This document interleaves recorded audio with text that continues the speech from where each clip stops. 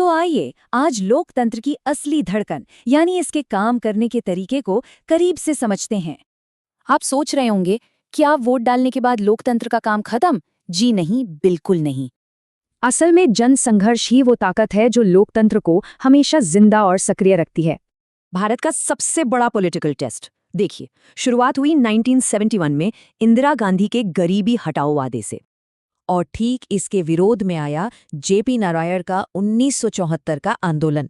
ये थी असली राजनीतिक टक्कर। देखते ही देखते ये विरोध इतना बढ़ा कि देश एक बहुत बड़े संवैधानिक संकट में फंस गया। नतीजा 1975 की इमरजेंसी। पूरे 18 महीने तक बुनियादी आज़ादी छिन गई और विपक्षी नेता जेल में रहे। लेकिन कमाल देखिए, 1977 के चुनावों में इसी लोकतांत्रिक संघर्ष ने सत्ता को जवाबदेह भी बना दिया। खैर, ये तो हुई राष्ट्रीय राजनीति, लेकिन जमीनी स्तर के आंदोलन भी कमाल के नीतिगत बदलाव लाते हैं। जैसे पेड़ों को बचाने वाला चिपको आंदोलन, या फिर किसानों और महिलाओं के शराब विरोधी मजबूत सामूहिक मोर्चे। नर्मदा बचाओ आंदोलन इसका एक बेहतरीन उदाहरण है। यहाँ स्थानीय लोगों ने सीधे सरकारी नीतियों को चुनौती दी। दरअसल सरकार ने नर्मदा और उसकी सहायक नदियों पर सैकड़ों छोटे बड़े बांध बनाने का विशाल प्लान बनाया था।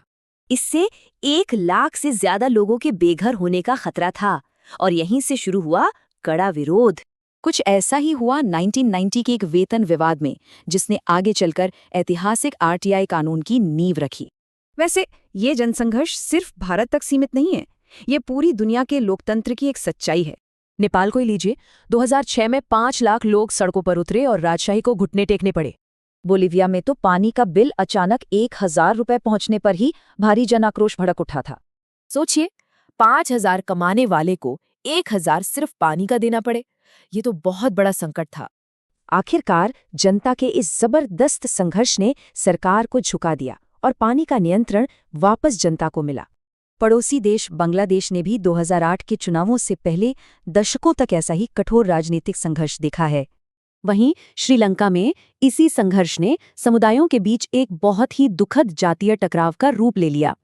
तो सबसे बड़ा सबक क्या है? यही कि जनता का लगातार संघर्ष ही आज़ादी और लोकतंत्र की असली पहचान है।